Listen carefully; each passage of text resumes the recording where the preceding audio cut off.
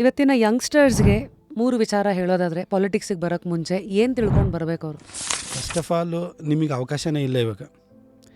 ಎಲ್ಲ ಇಡೀ ದೇಶದಲ್ಲಿ ಎಲ್ಲ ರಾಜಕಾರಣಿಗಳು ಅವರವರ ಮಕ್ಕಳನ್ನೇ ಬೆಳೆಸ್ತಿದ್ದಾರೆ. ನಿಮಗೆ ಒಳಗಡೆ ಬರಲಿಕ್ಕೆ ನಿಮಗೆ ಎಂಟ್ರಿನೇ ಸಿಗೋಲ್ಲ. ಫಸ್ಟ್ ಆಫ್ ಆಲ್ ನೇರವಾಗಿ ಹೇಳ್ಬಿಡ್ತೀನಿ, ನಿಮಗೆ ಬರಬೇಕು ಅಂತೇಳಿ ಹೇಳಿದರೆ ಫಸ್ಟು ನೀವು ನಿಮ್ಮ ಅಪ್ಪ ಅಮ್ಮ ಸರಿಯಾದವರಿಗೆ ಓಟ್ ಹಾಕಬೇಕು. ಈ ಯಾರಿದಾರಲ್ಲ, ಈಗ ಪ್ರೆಸೆಂಟ್ ಯಾರಿದಾರಲ್ಲ ಅವರನ್ನು ತಿರಸ್ಕರಿಸುವಂಥ ಕೆಲಸವನ್ನು ಫಸ್ಟ್ ಮಾಡಿ ಅವ್ರಿಗೂ ಹೊಸಬರಿಗೆ ಹೊಸತನಕ್ಕೆ ಅವಕಾಶ ಸಿಗುತ್ತೆ. ಜೊತೆಗೆ ಫಸ್ಟು ನಿಮ್ಮ ಜಾತಿ ಬಿಟ್ಬಿಡಿ. ನೀವೆಲ್ಲ ಈ ಜಾತಿಯಲ್ಲಿ ನಿಮಗೆ ಈಗ ಏನಾಗಿದೆ ಅಂತಂದರೆ, ನಾನು ಇವಾಗ ನೇರವಾಗಿ ಇನ್ನೊಂದು ಹೇಳ್ಬಿಡ್ತೀನಿ ನಿಮಗೆ.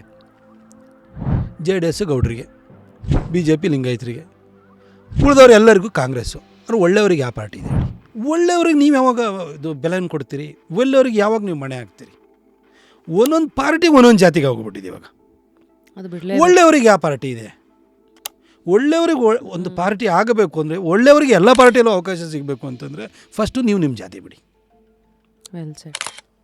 ನಾನು ಅಷ್ಟನ್ನೇ ಕೇಳಲಿಕ್ಕೆ ಬಯಸ್ತೇನೆ. ಆಗ ಇವರ ಮಕ್ಕಳಿಗೂ ಕೂಡ ಭವಿಷ್ಯ ಸಿಗುತ್ತೆ, ರಾಜಕಾರಣದಲ್ಲಿ ಎಂಟ್ರಿ ಸಿಗುತ್ತೆ. ಫುಲ್ ವಿಡಿಯೋನ ನೋಡಿ ಆನ್ ರ್ಯಾಪಿಡ್ ರಾಶ್ಮೀಸ್ ಯೂಟ್ಯೂಬ್ ಚಾನಲ್.